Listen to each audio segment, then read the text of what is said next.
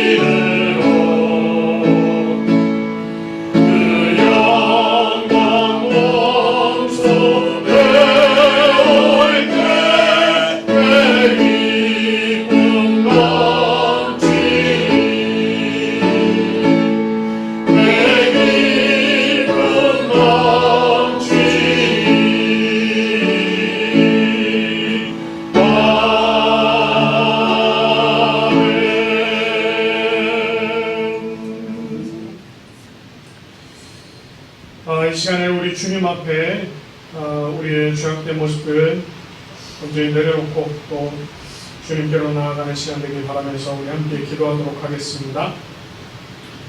사랑과 긍휼이 풍성하신 하나님 아버지, 오늘도 우리로 하여금 주일 예배를 올려드리게 인도하여 주시니 참으로 감사드립니다. 지난 한 주간을 보내며 주님 앞에 거룩한 모습으로 살겠다 우리가 다짐은 하였으나 그렇지 못한 우리들의 모습을 또다시 돌아봅니다. 우리는 하루하루 바쁘다는 핑계로 주님을 외면하며 그렇게 살았습니다. 우리의 죄 때문에 고난당하신 주님을 애써 외면하며 주님의 고난이 나와는 상관이 없는 일로 여기고 매일 눈에 보이는 죄 때문에 우리가 그 죄 가운데 살아가면서도 우리가 또 즐거움을 찾으며 살았습니다.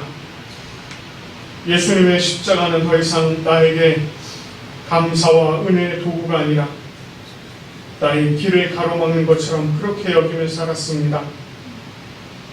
열매 없이 잎만 무성한 무화과 나무와 같이 우리가 열매를 맺지 못하는 삶을 살았고, 다른 이를 찌르는 가시와 같은 입으로 다른 이들에게 상처를 주며 그렇게 살았습니다. 하나님 아버지, 주님께서 우리들에게 겸손할 것을 말씀하셨지만 우리는 할 수만 있다면 곧 교만하려 하였고, 가시와 같은 입으로 다른 이들에게 상처를 주며 그러한 모습으로 우리가 매일매일 살았습니다. 우리는 적은 지식을 뽐내며 다른 이들을 무시하기 일쑤였고, 내게 없는 것을 시기하고 질투하였습니다. 무엇을 하든 주님의 영광을 위하여 하라 하셨지만, 하나님, 우리는 무엇을 하든 나의 영광을 위하여 하였습니다. 하나님의 자녀로서 주님의 빛을 드러내지 못하였고, 내 속에 있는 어둠만 더욱 드러내었습니다. 하나님 아버지, 우리는 이와 같이 죄와 허물이 많은 죄인입니다. 이 시간 우리의 죄악된 모습을 하나님 앞에 내어놓으며 주님의 자비와 용서를 간구합니다. 하나님, 우리를 불쌍히 여겨주시고 용서하여 주시옵소서. 오직 통회하는 심령으로 주님 앞에 나와 싸우니 하나님, 우리를 돌아보시고 우리의 모든 죄악을 말갛게 씻어 주시옵소서. 예수 그리스도의 보혈로 우리를 정결케 하여 주시고, 또 성령님의 인도하심으로 우리로 하나님께 기쁨으로 예배드리게 하여 주시옵소서. 이 예배의 자리로 우리가 더욱더 깊이 나아가기를 원합니다. 정결케 된 우리가 주님 앞에 한 걸음 더 나아가도록 인도하여 주시옵소서. 오늘의 예배를 통하여 우리를 새롭게 하신 우리 주님의 손길을 간절히 바라며 자비와 긍휼이 많으신 우리 주 예수 그리스도의 이름으로 참여하며 기도드립니다. 아멘. 우리의 죄악된 모습을 다시 한번 또 돌아보며 우리가 주님 앞에 우리의 모든 것들을 또 주님의 십자가 위에 함께 내어놓고 나갈 수 있는 이 시간이 되어지길 소망하며 주 보혈 나의 정결케 하고 함께 찬양하며 나가도록 하겠습니다.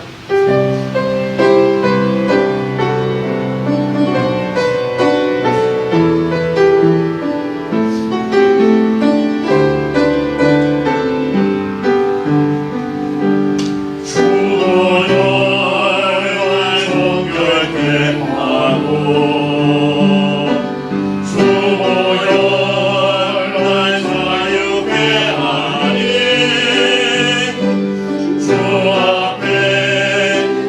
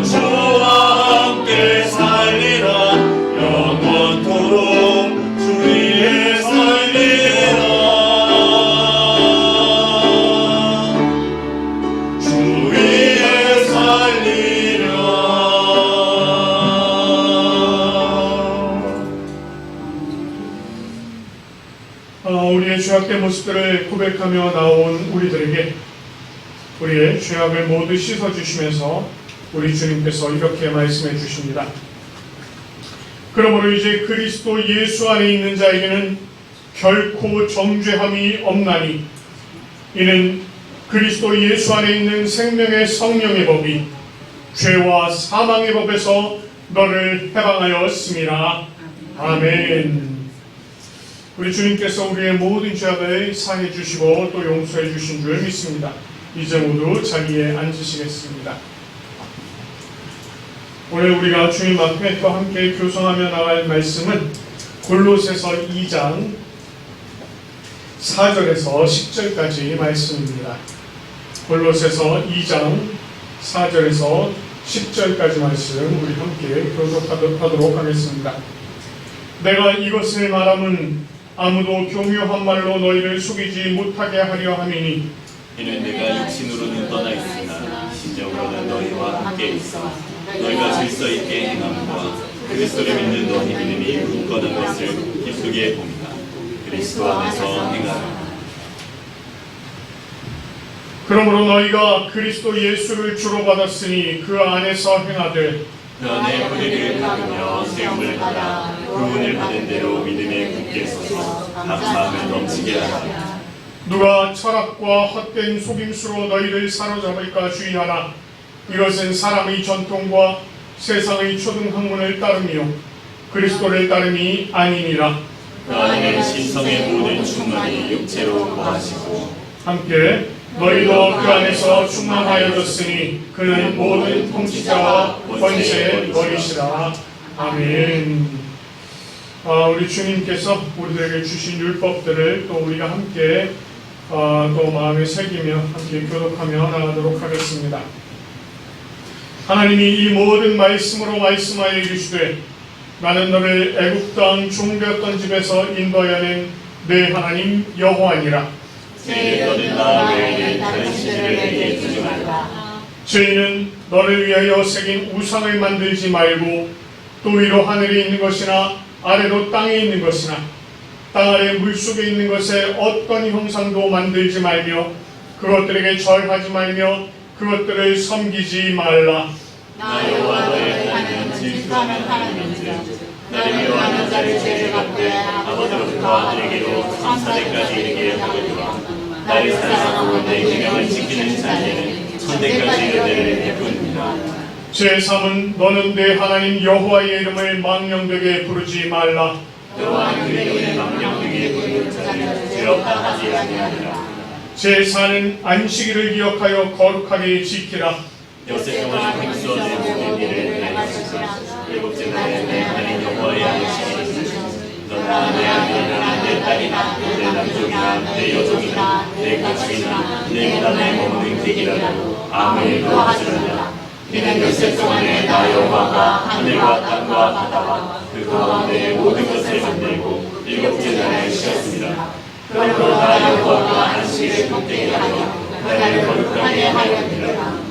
제5는 내 부모를 공경하라. 왜냐하면 내 하나님 여호와가 내게 준 땅에서 내 생명이 길리라.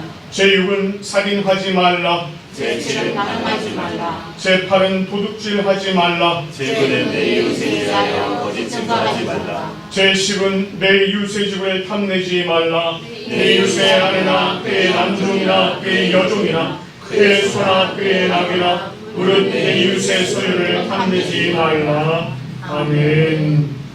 우리 이제 성령을 구하는 기도 함께 올려드리도록 하겠습니다. 하나님 아버지 참 감사합니다. 오늘도 하나님께서 우리를 주님의 전으로 부르시고 우리로 하여금 하나님 아버지 앞에 감사와 기쁨으로 예배 올려드리도록 인도하여 주시니 참으로 감사드립니다. 하나님 오늘 이 시간에 우리가 또 성령 하나님의 임재하심을 우리가 또 간절히 소망하며 우리 가운데 함께 해주시기를 기도합니다. 아버지 하나님 오늘 성령께서 우리들의 눈을 열어주시고 우리들의 마음의 문을 열어주시옵소서. 말씀의 깊은 뜻을 조명하여 주시고 우리도 그 뜻을 깨달아 알게 하시며 또 그 말씀으로 한 주간을 새롭게 힘있게 살아갈 수 있도록 도와주시옵소서. 이 예배에 마치는 시간까지 우리 성령님께서 함께해 주시기를 간절히 소망하고 우리 구주 예수 그리스도의 이름으로 기도드립니다. 아멘. 오늘 우리에게 주시는 말씀은 갈라디아서 2장 1절부터 10절까지의 말씀입니다. 갈라디아서 2장 1절부터 10절까지 말씀 제가 봉독하도록 하겠습니다. 14년 후에 내가 바나바와 함께 디도를 데리고 다시 예루살렘에 올라갔나니 계시를 따라 올라가 내가 이방 가운데서 전파하는 복음을 그들에게 제시하되 유력한 자들에게 사사로이 한 것은 내가 다름질하는 것이 헛되지 않게 하려 함이라. 그러나 나와 함께 있는 헬라인 디도까지도 억지로 할 일을 받게 하지 아니하였으니 이는 가만히 들어온 거짓 형제들 때문이라. 그들이 가만히 들어온 것은 그리스도 예수 안에서 우리가 가진 자유를 엿보고 우리를 종으로 삼고자 함이로되 그들에게 우리가 한시도 복종하지 아니하였으니 이는 복음의 진리가 항상 너희 가운데 있게 하려 함이라. 유력하다는 이들 중에 본래 어떤 이들이든지 내게 상관이 없으며 하나님은 사람을 외모로 취하지 아니하시나니 저 유력한 이들은 내게 의무를 더하여 준 것이 없고 도리어 그들은 내가 무할례자에게 복음을 전함을 맡은 것이 베드로가 할례자에게 맡음과 같은 것을 보았고 베드로에게 역사하사 그를 할례자의 사도로 삼으신 이가 또한 내게 역사하사 나를 이방인의 사도로 삼으셨느니라. 또 기둥같이 여기는 야고보와 게바와 요한도 내게 주신 은혜를 알므로 나와 바나바에게 친교의 악수를 하였으니 이는 이방인에게로 그들은 할례자에게로 가게 하려 함이라. 다만 우리에게 가난한 자들을 기억하도록 부탁하였으니 이것은 나도 본래부터 힘써 행하여 왔노라. 아멘.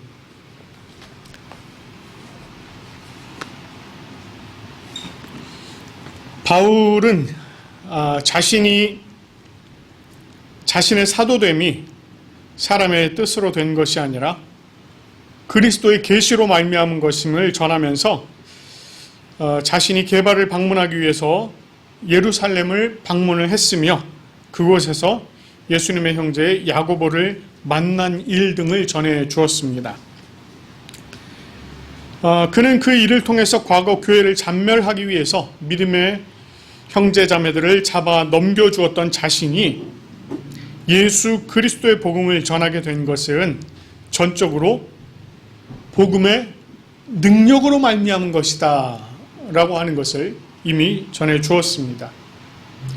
그리고 오늘 본문을 통해서 또다시 바울이 바나바와 함께 디도를 데리고 예루살렘에 올라간 일을 전하고 있습니다. 2절 말씀을 보면 계시를 따라 올라갔다 이렇게 이야기를 합니다. 바울은 이미 1장 12절 말씀을 통해서 자신이 전한 복음은 예수 그리스도의 계시로 말미암은 것이다 라고 전한 바가 있습니다. 이와 마찬가지로 바울이 지금 예루살렘에 올라간 것, 그것은 계시를 따라 올라간 것이다 이렇게 굳이 전하고 있습니다.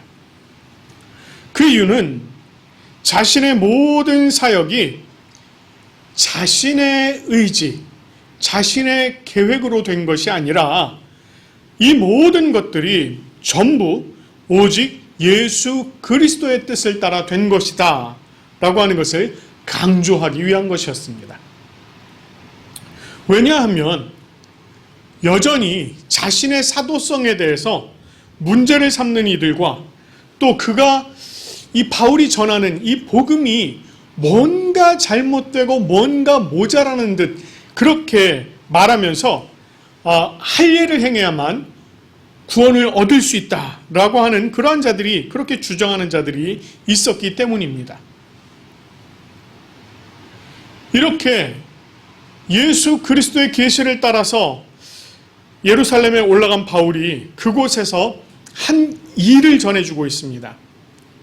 자, 그것은요, 이방 가운데서 전파하는 복음을 그들에게 제시하되 유력한 자들에게 사사로이 전한 것, 그것을 이야기하고 있습니다. 이 말은요, 바울이 안디옥에 거점을 두고 갈라디아와 이방 지역에서 이방 지역에서 전한 복음, 그 복음을 제시했다는 것입니다. 그런데 그 대상이 누구라고요? 오늘 본문 말씀 보니까 유력한 자들, 이렇게 얘기하고 있습니다. 여기서 말하는 유력한 자들이란 예루살렘 교회의 지도자들을 말하는 것입니다. 다시 말해서 베드로, 요한, 야고보, 이런 제자들, 사도 등을 지금 이야기하고 있는 것입니다. 이미 예수 그리스도의 복음을 잘 알고 있는 이들에게 복음을 제시했다는 것, 한편으로는 이해가 되지 않습니다. 그러나 바울이 이렇게 한 데는 분명한 이유가 있었습니다. 당시에요, 복음은 크게 두 사람 중심으로 전해지고 있었습니다. 우리가 사도행전 말씀을 보면 그것을 보다 확실히 알 수 있는데, 예루살렘을 중심으로는 베드로가, 그리고 안디옥을 중심으로는 바울이 복음을 전한 것입니다. 그런데 신실한 이 유대의 기독교인들이 이 바울에 대해서 계속해서 문제를 제기하고 있었던 것입니다. 이런 유대 기독교인들의 입장에서는 바울이 전하는 이 복음에는 문제가 있었다, 이렇게 여긴 것입니다. 그것을 그리고 교회 지도자들에게 계속해서 건의를 했던 것입니다. 결국 이 문제를요, 분명하게 해결할 필요가 있었던 것입니다. 그래서 바울은 자신이 이방 지역에서 전하는 복음을 예루살렘 교회의 그 지도자들에게 제시하는 것으로 자신이 전하는 복음이 문제가 없다는 것을 증명해야 했습니다. 그리고 그 이유를 이렇게 얘기합니다. 내가 다름질하는 것이나 다름질한 것이 헛되지 않게 하려 함이라, 이렇게 이야기합니다. 여기서 이 다름질이라고 표현하는 것, 이것은요, 이 바울이 자신의 선교 사역에 대한 바울 자신만의 아주 독특한 표현 방식이에요.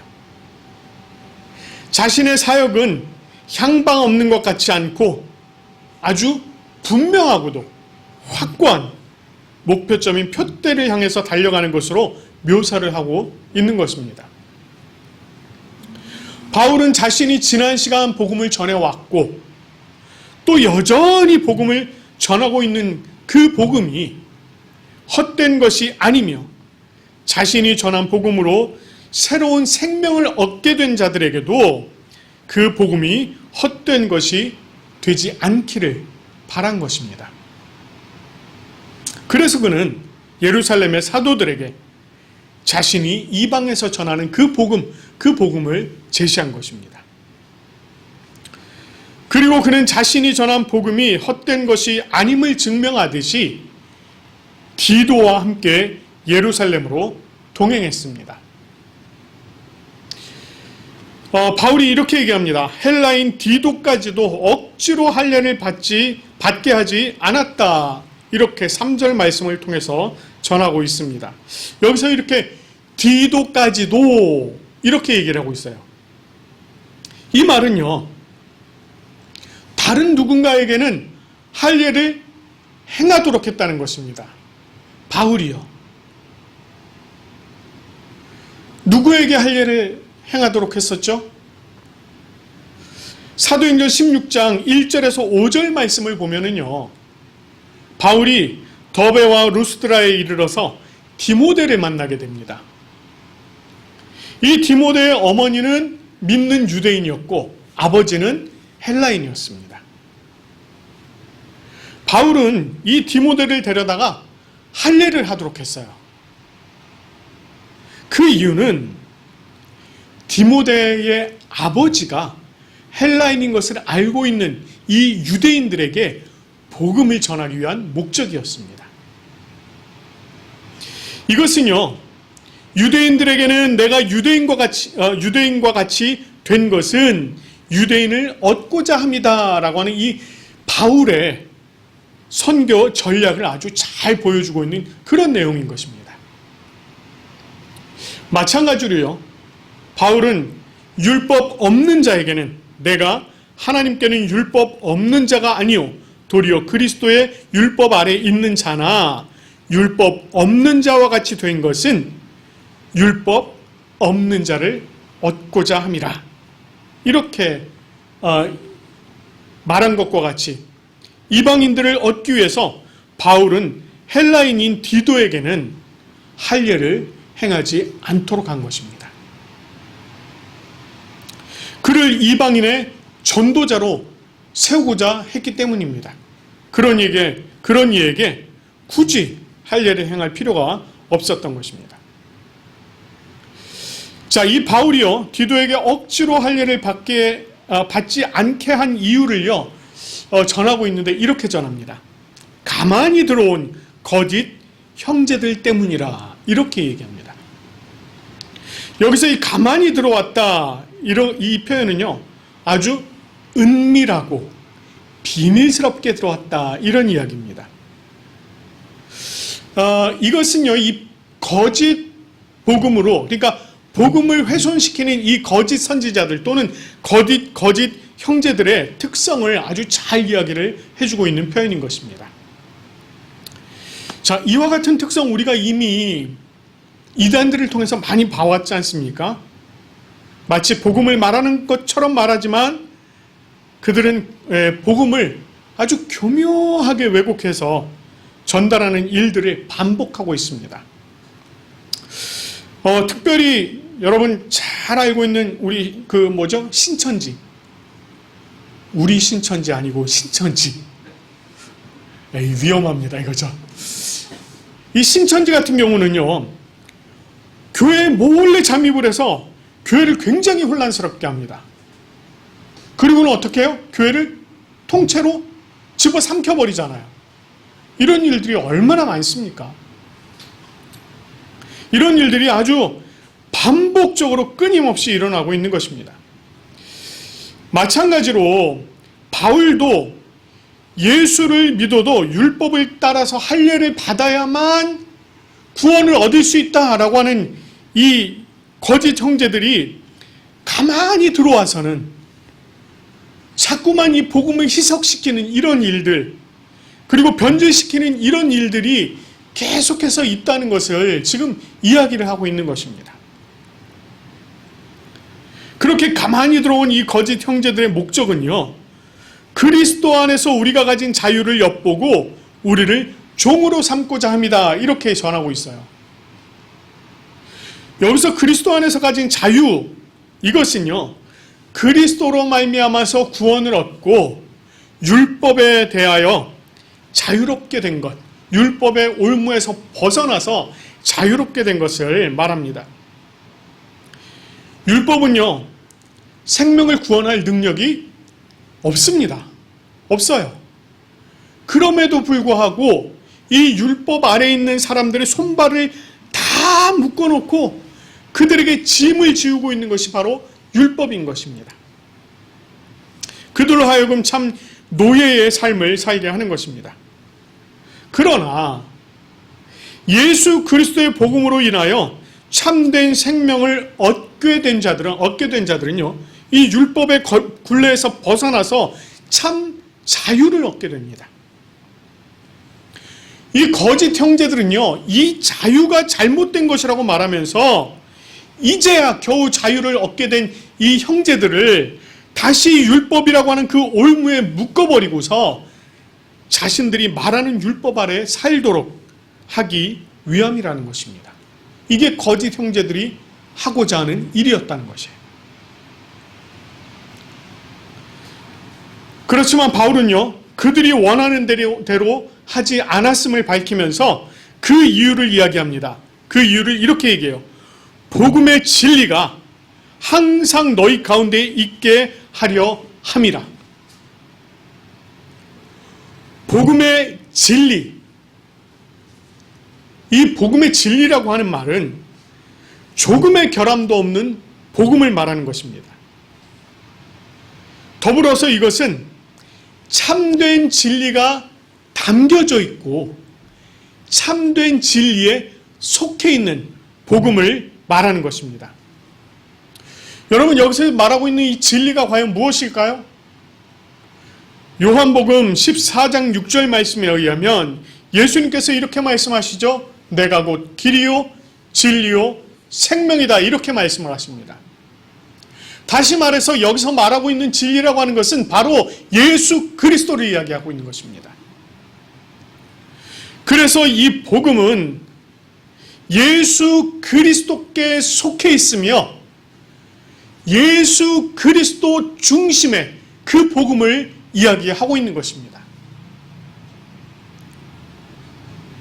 그래서 이것은 복음이 단순히 한 개인의 구원의 문제나 영적인 문제에 국한되어 있는 것이 아니라 본질적인 이 복음의 진리의 문제, 그 문제와 직결된 것이고 그것이 결국은 수많은 사람들의 구원과 영적인 문제에 영향을 미치기 때문에 요만큼도 타협도 굴복할 수 없다는 것을 이야기하고 있는 것입니다.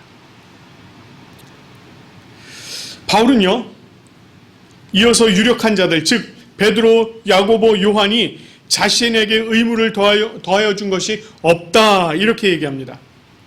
여기서 얘기하고 있는 자신에게 더해준 의무라고 하는 것, 한 두 가지 정도로 생각을 해볼 수 있는데요. 첫째는 자신이 사도됨에 조금의 도움을 주거나 또는 조금의 연관성도 없었다는 것입니다. 이는 유력한 이들에 대한 부연 설명 중에 어떤 이들은 내게 상관이 없다라고 하는 말로 대신하고 있습니다. 그러나 반면에 자신의 사도됨은 오직 하나님께서 취하신 까닭이다, 이렇게 전하고 있는 것입니다. 자, 둘째는요, 자신이 전하는 복음에 대한 간섭이 일절 없었다는 거예요. 바울 자신이 전하는 복음에 대한 간섭이 일절 없었다는 것입니다. 다시 말해서 복음을 이렇게 전해야 된다, 이렇게 전해야 된다라고 하는 그런 지침이 없었다는 거예요. 그런 의무를 주지 않았다는 것입니다. 이것은요, 자신이 전하는 복음이 다른 사도들이 전하는 복음과 전혀 다르지 않고 오직 예수 그리스도 중심의 같은 복음을 전하고 있는 것이다 라고 하는 것을 지금 이렇게 표현하고 있는 것입니다. 그는 오히려 사도들이요, 자신의 사역에 대해서 어떻게 인식하고 있는지를요 7절 8절 말씀을 통해서 전해주고 있습니다. 그의 말에 의하면 사도들은 바울 자신이 무할례자들, 즉 이방인들에게 복음을 전하도록 맡겨진 것은 베드로가 할례자들에게 복음을 전하도록 맡겨진 것과 같게 여겼다는 것입니다. 베드로를 할례자의 사도로 삼으신 그분께서, 그 예수 그리스도께서 자신을 이방인들의 그 사도로 삼았다라고 하는 것을 이렇게 지금 전하고 있는 것입니다. 이것은 예수 그리스도의 복음을 전하는 사역은 같지만 그 대상만 다를 뿐이며 이렇게 다른 대상들에게 복음을 전할 수 있도록 세우신 분은 예수 그리스도, 그분이시라는 것입니다. 그리고 그분께서 그렇게 세우실 때는 각각의 특성에 맞게 사역을 맡기셨다라고 하는 것을 아주 명쾌하게 전하고 있는 것입니다. 자, 그것도 그럴 것이요, 예루살렘을 중심으로 활동하면서 유대인들을 대상으로 이 복음을 전했던 베드로, 이 베드로가요, 이방인들을 만나는 것이 쉽지가 않았습니다. 쉽지 않았다는 것은 여러 가지 의미가 있는데, 그 바라보는 눈들 때문에도 이방인들을 만나지 못했다는 거예요. 그 일을 저희가 다음번 이 갈라디아서를 볼 때 한번 좀 살펴보겠습니다만, 그랬다는 것입니다. 보는 눈들 때문에 그게 쉽지 않았다는 것입니다.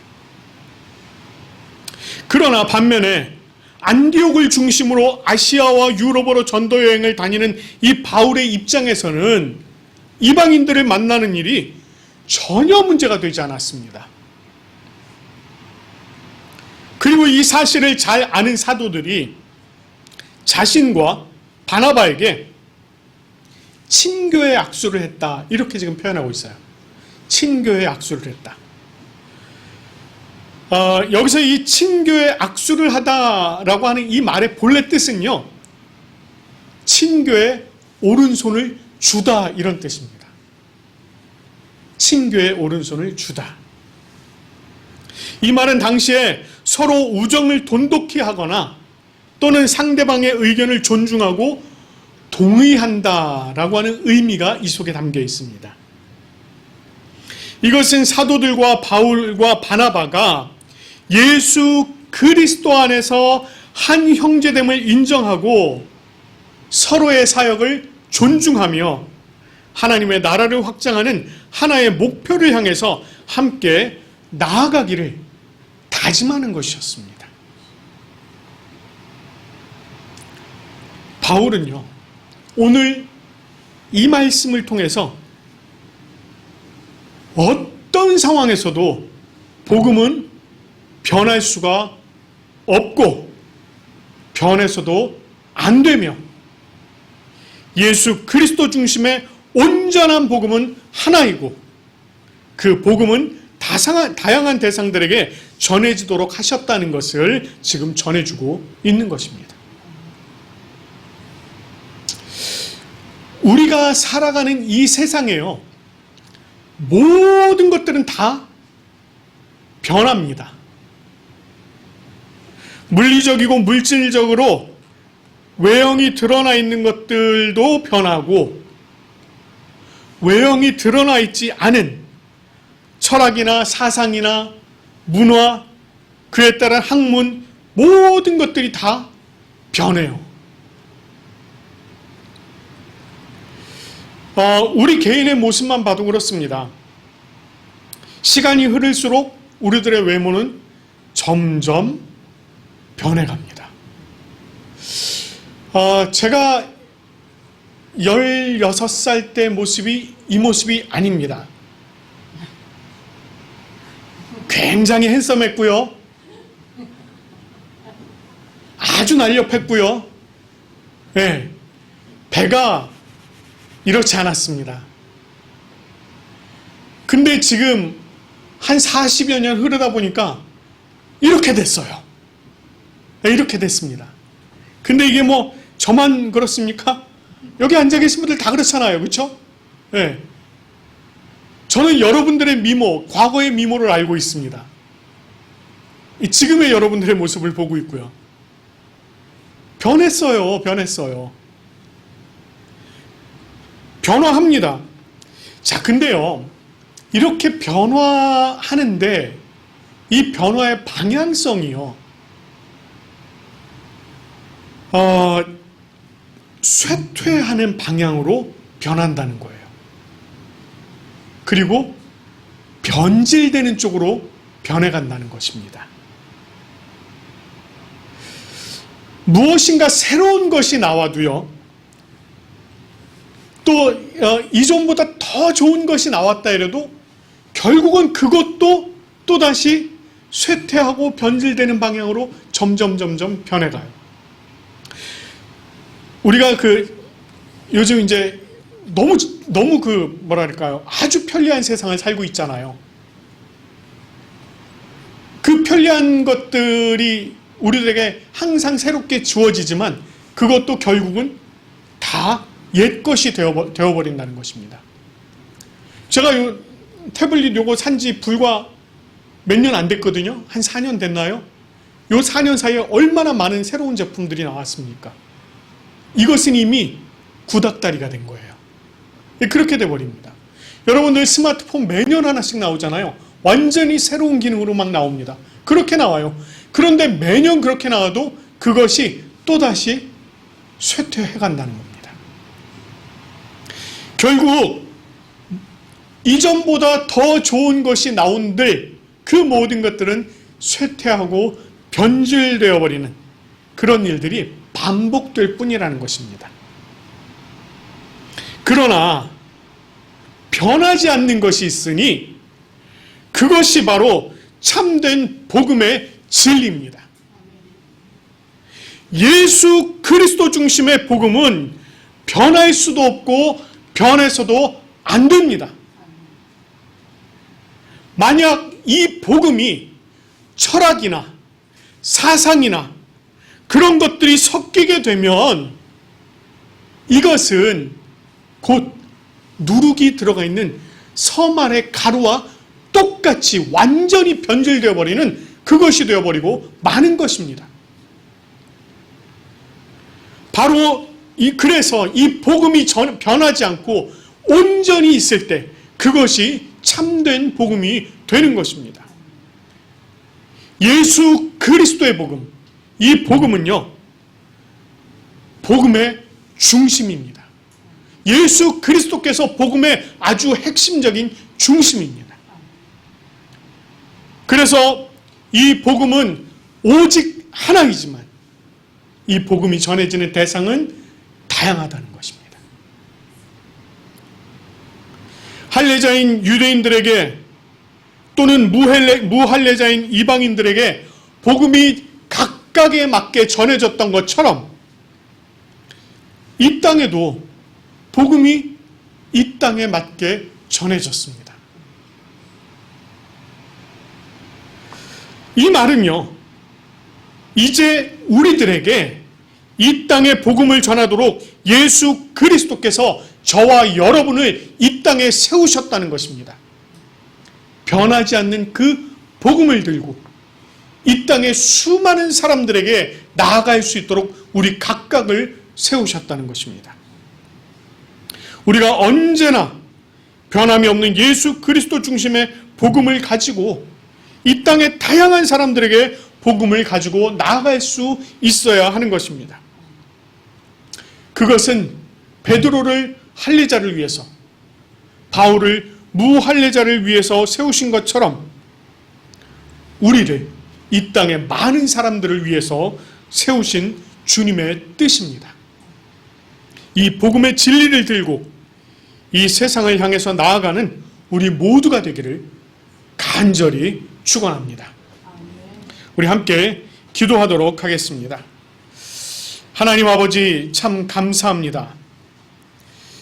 오늘 바울을 통해서 또 전해진 이 말씀에 복음의 진리가 변하지 않으며 그 복음의 진리는 오직 하나임을 우리가 또다시 살펴보게 하시니 감사드립니다. 아버지 하나님, 예수 그리스도 중심의 이 복음, 이것이 변하지 않는 복음이며 오직 유일한 복음이라는 것을 우리로 새롭게 다시금 깨닫게 하여 주시고, 우리가 이제 이 변질되지 않는 복음, 이 유일한 복음을 들고 이 땅 가운데 다양한 사람들에게 나아갈 수 있도록 인도하여 주시옵소서.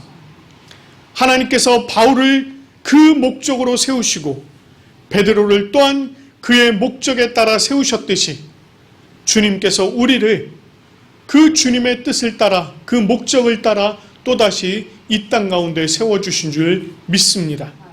아버지 하나님, 우리가 그 뜻을 따라 주님의 말씀을 들고 세상 가운데 나아가 세상을 예수 그리스도의 복음으로 변화시키는 은혜가 있도록 인도하여 주시옵소서. 아버지 하나님, 오늘 이 자리 또 주님의 예배를 사모하여서 주님 앞에 나온 우리 형제 자매들이 있습니다. 아버지 하나님께서 큰 은혜로 함께하여 주시고 우리 형제 자매들 마음 가운데에 오직 예수 그리스도의 복음과 사랑과 능력이 더욱더 넘쳐날 수 있도록 하나님 은혜를 채워 주시옵소서. 아버지 하나님, 또 하나님께서 정말 이 자리를 간절히 사모하지만 육신의 건강의 문제로 또는 다른 어쩔 수 없는 문제로 참여하지 못한 우리 형제자매들 있습니다. 아버지 하나님, 주님께서 그들에게도 찾아가 주시고 동일한 은혜로 함께하여 주시옵소서. 그래서 그들이 또한 우리와 함께 모여 예배를 드리는 일에 참여할 수 있도록 주님께서 그 발걸음을 늘 주장하여 주시고 인도하여 주시옵소서. 아버지 하나님, 특별히 건강이 좋지 못한 자들이 있습니다. 하나님께서 그들을 다 알고 계시오니 한 사람 한 사람 찾아가 주시고 그들에게 성령께서 안수해 주시며 속히 나음을 받을 수 있는 은혜 또한 허락하여 주시옵소서. 아버지 하나님, 감사합니다. 지난주 하나님 앞에 또 한 주간의 삶을 살며 주님께서 베풀어 주신 그 모든 것에 감사하여서 하나님 앞에 기쁨의 제물, 감사의 제물을 가지고 나온 우리 형제 자매들 있습니다. 주일 헌금으로 또 11조로 감사 헌금으로 어린이 헌금으로 주님 앞에 내어드린 손길들마다 주님께서 축복하여 주시되 만배나 채워 주시옵소서. 아버지 하나님, 모든 것들이 늘 차고 넘치는 은혜를 경험토록 하여 주시고 아버지 하나님, 그것을 통하여서 또다시 하나님 앞에 감사함으로 나아갈 수 있도록 주여 은혜를 더하여 주시옵소서. 우리 성도들 정말 주님께서 그 지경을 더욱더 넓혀주시고 하나님의 은혜 가운데 늘 기쁨과 감사와 축복 가운데 살아가는 은혜가 있도록 인도하여 주시옵소서. 이번 한 주간도 주님께서 새롭게 열어주시는 이 한 주간을 기쁨으로 살아가게 인도하여 주시옵소서. 감사드립니다. 우리 구주 예수 그리스도의 이름으로 기도드립니다. 아멘.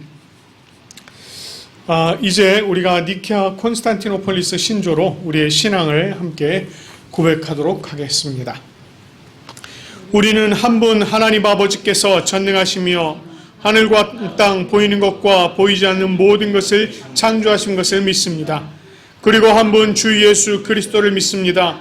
그분은 하나님의 유일한 아들이시며 모든 세대 이전에 아버지로부터 나시고 빛으로부터의 빛, 참 하나님으로부터의 참 하나님, 만들어지지 않으시고 나신 분이시며 아버지와 동질이시며 모든 것은 그분으로부터 나왔으며 우리 사람을 위해서 우리의 구원을 위해서 하늘로부터 오시고 성령과 동정녀 마리아로부터 육체를 취하시사 사람이 되시고 우리를 위해서 본디오 빌라도 치하에서 십자가에 달리시고 고난받고 무덤에 묻히셨으며 성서대로 셋째 날에 부활하시고 하늘에 오르사 아버지 우편에 앉으셨습니다. 그리고 그분은 영광 가운데서 산자와 죽은 자를 심판하시기 위하여 다시 오십니다. 그 나라는 결코 끝남이 없습니다. 그리고 성령을 믿습니다.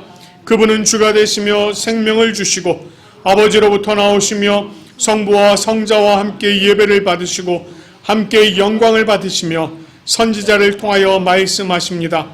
우리는 하나의 거룩한 보편적이며 사도적인 교회를 믿습니다. 우리는 죄 용서를 위한 유일한 세례를 고백합니다. 우리는 죽은 자의 부활과 오는 세대의 생명을 대망합니다. 아멘. 이제 이 시간에 찬송가 401장 함께 부르시면서 감사의 자리로 나가도록 하겠습니다.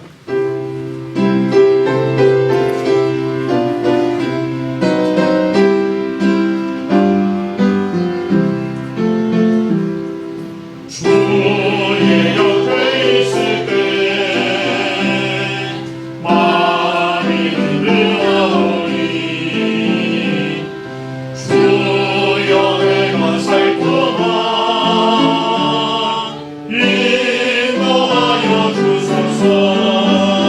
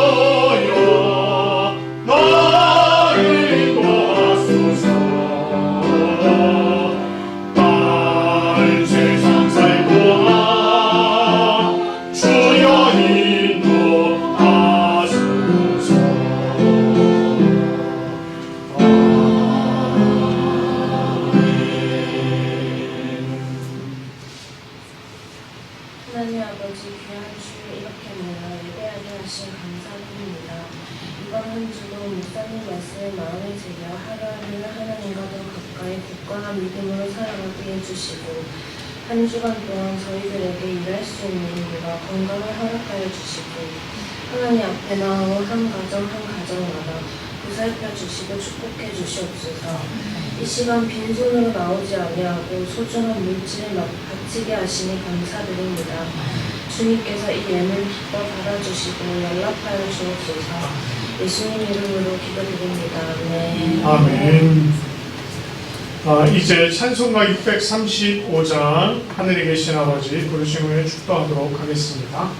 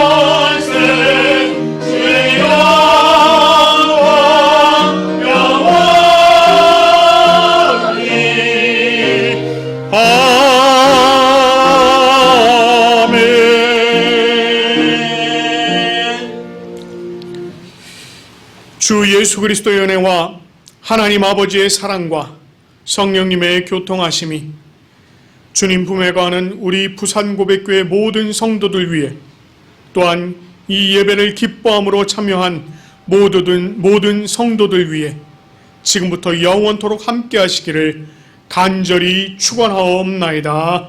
아멘.